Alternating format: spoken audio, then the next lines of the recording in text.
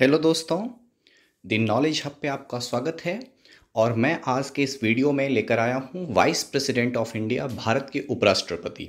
दोस्तों, पॉलिटी के और भी लेक्चर्स हमारे चैनल पर उपलब्ध हैं। आप प्लीज़ मेरे चैनल को विजिट कीजिए और पॉलिटी के बाकी वीडियोस भी आप देखिए। और मैं इस वीडियो के डिस्क्रिप्शन में पूरे पॉलिटी सेक्शन का भी डिस्क्रिप्शन डाल दूँगा, लिंक डाल दूँगा। तो चलिए स्टार्ट करते हैं। वाइस प्रेसिडेंट उपराष्ट्रपति, करेंटली जो भारत के उपराष्ट्रपति हैं वो हैं एम वेंकैया नायडू। उनका चित्र भी यहाँ है, एम वेंकैया नायडू। देखिए दोस्तों, भारत के उपराष्ट्रपति का जो प्रावधान है वो कॉन्स्टिट्यूशन के पार्ट 5 में है, आर्टिकल 63 से लेकर आर्टिकल 69 तक है। तो भारत में उपराष्ट्रपति का प्रावधान आर्टिकल 63 से लेकर आर्टिकल 69 के अंतर्गत है। अब आर्टिकल 63 क्या कहता है? तो आर्टिकल 63 कहता है कि there shall be a vice president of India, Bharat के लिए एक उपराष्ट्रपति होगा। और आर्टिकल 64 में उपराष्ट्रपति के क्या जिम्मेदारी होंगे उसके बारे में बताया गया है। तो कहा गया है कि vice president shall be the ex officio chairman of Rajya Sabha. मतलब क्या है कि उपराष्ट्रपति राज्यसभा का पदेन अध्यक्ष या सभापति होगा। मतलब जो भी व्यक्ति भारत का उपराष्ट्रपति बनेगा वह स्वतः राज्यसभा, जो कि संसद का उच्च सदन है, उसका सभापति या अध्यक्ष हो जाएगा। आर्टिकल 65 क्या कहता है? तो आर्टिकल 65 कहता है कि vice president to act as president during vacancy of president office. मतलब जब कभी भी राष्ट्रपति का पद रिक्त होगा उस समय उपराष्ट्रपति देश के राष्ट्रपति के रूप में काम करेंगे। तो ऐसे में कुछ व्यवस्थाएं बताई गई हैं। तो क्या व्यवस्था बताई गई है कि when the post of president is vacant due to his death, resignation और removal, vice president shall act as president. जब कभी भी राष्ट्रपति अगर रिज़ाइन कर देते हैं, रिज़ाइन करेंगे तो किन को रिज़ाइन करेंगे? तो राष्ट्रपति उपराष्ट्रपति के नाम से रेजिग्नेशन लिखते हैं और उनको हटाया जा सकता है। अगर सपोज राष्ट्रपति को इम्पीचमेंट मोशन, जो कि मैंने राष्ट्रपति वाले वीडियो में आपको बताया है कि आर्टिकल 61 के तहत राष्ट्रपति के खिलाफ महाभियोग प्रस्ताव या इम्पीचमेंट मोशन लाया जा सकता है, या पद पर रहते हुए उनका डेथ हो जाए। For example, doctor Zakir Hussain का डेथ हो गया था पद पर रहते हुए। तो ऐसे में जब कभी भी प्रेसिडेंट का पद वैकेंट हो जाएगा, उनके पद की रिक्ति हो जाएगी, तो vice president as a president काम करेंगे। इसके बाद है कि when president is unable to perform his functions owing to his absence और इलनेस और अदरवाइज। मतलब क्या है कि अगर राष्ट्रपति बीमार चल रहे हैं या राष्ट्रपति किसी पर्सनल काम से राष्ट्रपति पद का क्रियान्वयन नहीं कर सकते हैं या किसी अन्य कारण से अगर राष्ट्रपति पद पर नहीं हैं, तो उस समय उपराष्ट्रपति राष्ट्रपति के पद को संभालेंगे।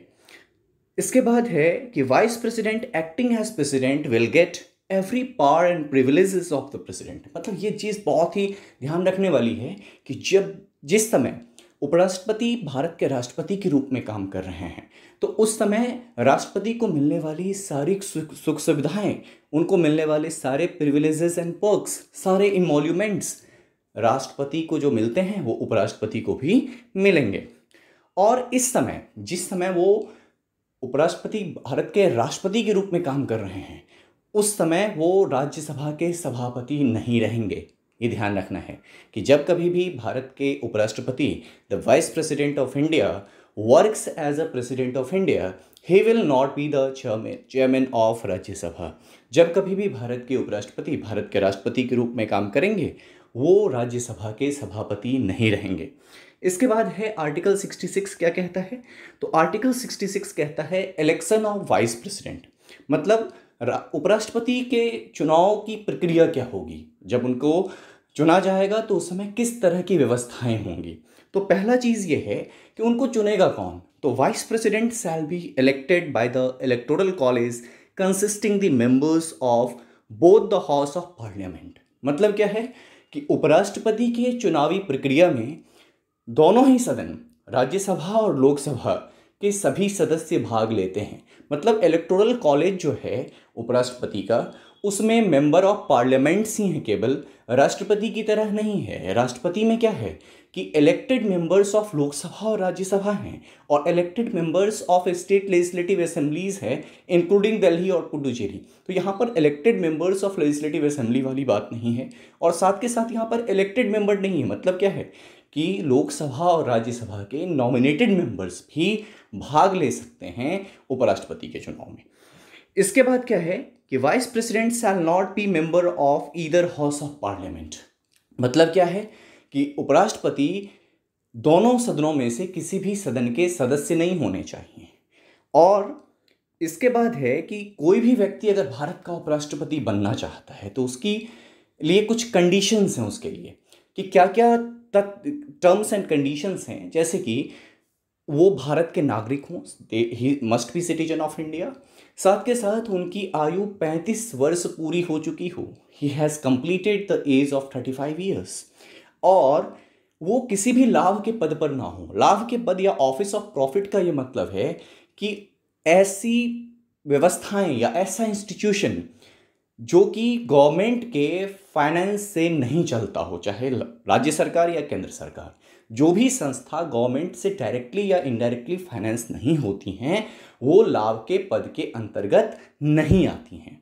तो ऐसे किसी पद पर जो गवर्नमेंट के फाइनेंस से हो उपराष्ट्रपति को नहीं होना चाहिए।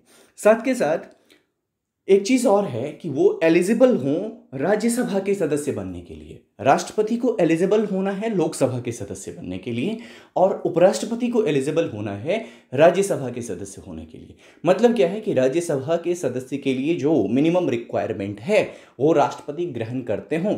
अगर राज्यसभा के सदस्य बनने के लिए सपोज कि क्रिमिनल केसेस 2 साल के कन्विक्शन का नहीं होना चाहिए, तो ऐसा जो भी व्यक्ति उपराष्ट्रपति का चुनाव लड़ रहा है उसके लिए भी होगा।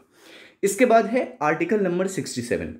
ये कहता है term of office of vice president.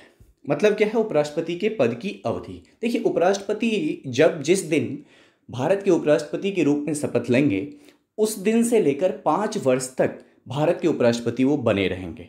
साथ के साथ जब तक उनका सक्सेसर या जब तक उनका उत्तराधिकारी अपने कार्यालय में प्रवेश नहीं कर जाता है, अपने ऑफिस में एंटर नहीं कर जाता है उनके ऑफिस में, तब तक वो पद पर बने रहेंगे। जो बात राष्ट्रपति के लिए है वही बात उपराष्ट्रपति के लिए भी है।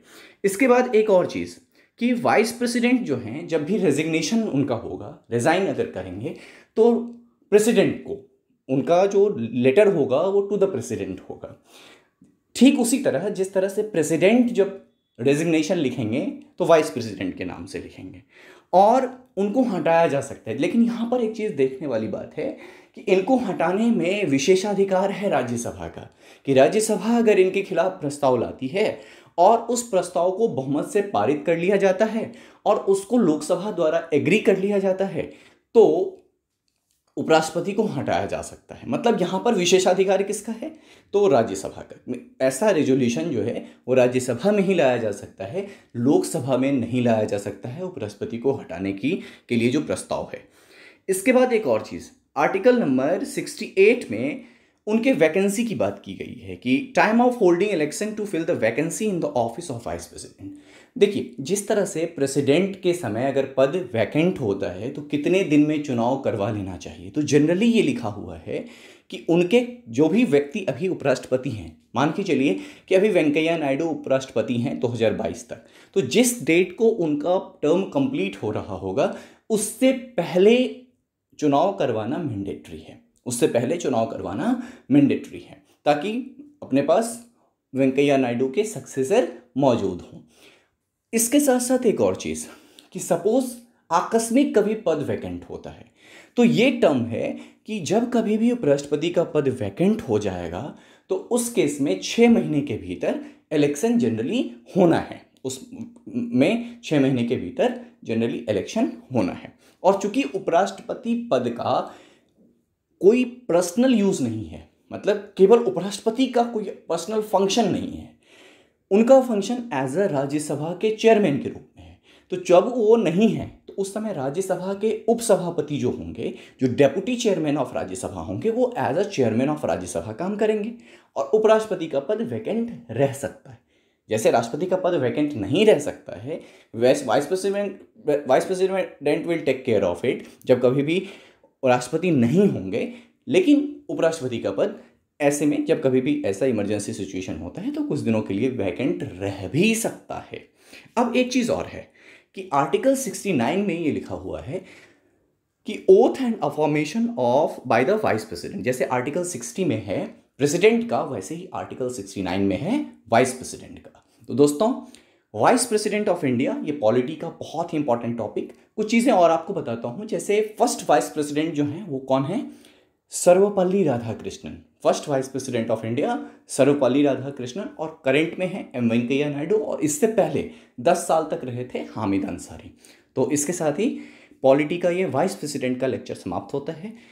आप प्लीज़ मेरे चैनल को लाइक कीजिए, सब्सक्राइब कीजिए, शेयर कीजिए। पॉलिटी के डिफरेंट वीडियोस मेरे चैनल पर अवेलेबल हैं, प्लीज़ जाकर उनको देखिए, और कोई भी क्वेरी हो प्लीज़ कमेंट बॉक्स में डालिए। Thank you so much.